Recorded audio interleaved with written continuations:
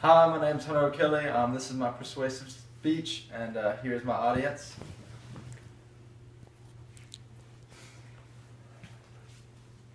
And my topic is the war on drugs.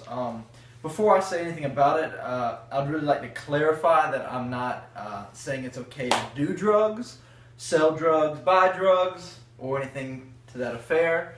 But what I am saying is the way our system reacts to the drug war is very messed up. As I was just sharing with the rest of my colleagues here about the war on drugs, it costs in New York City annually to house, feed, and guard an inmate $168,000 per inmate. Thanks, Carl, for laughing. And I told him whenever he would laugh, it'd mess me up. Every 21 seconds, there's someone arrested in the U.S. And let me just read some more of the facts that I have here.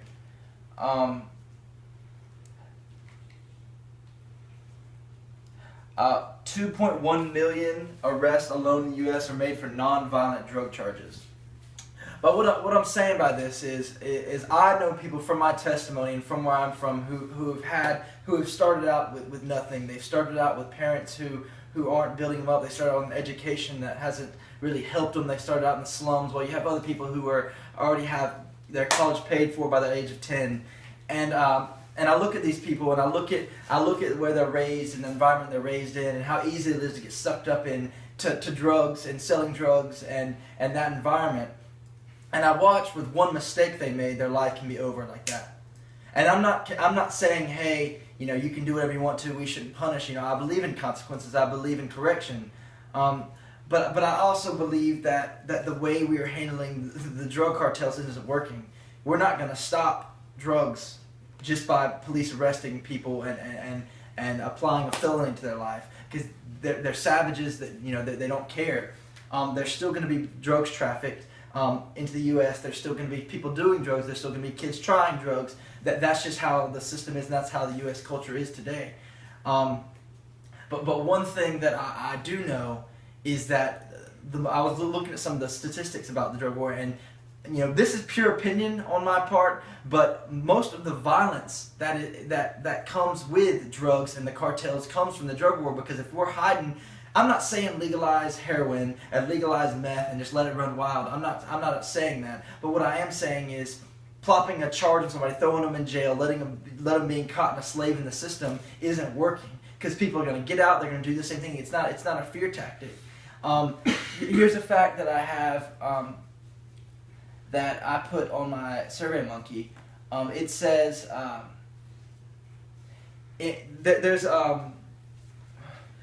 there's a syringe access program. Here we have another audience member coming in. There's a syringe access program, which is basically not saying it's okay to shoot up stuff, but we supply them so you're not copping HIV.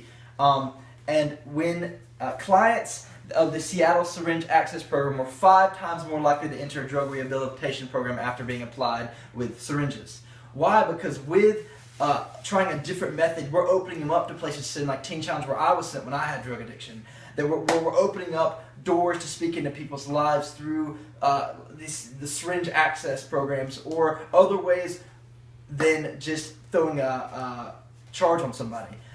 In New York, I think this is in New York City. In New York City, HIV, which is a huge epidemic, fell by 75% following the introduction of syringe access.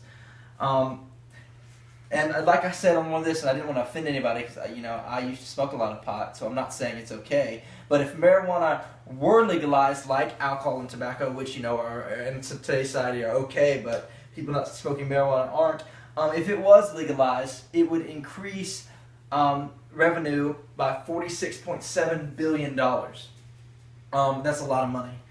I just want to make sure that we're doing things looking out for people, not just trying to keep the streets safe, but actually trying to impact people and impact people's lives and open up doors for people that never really had a door opened.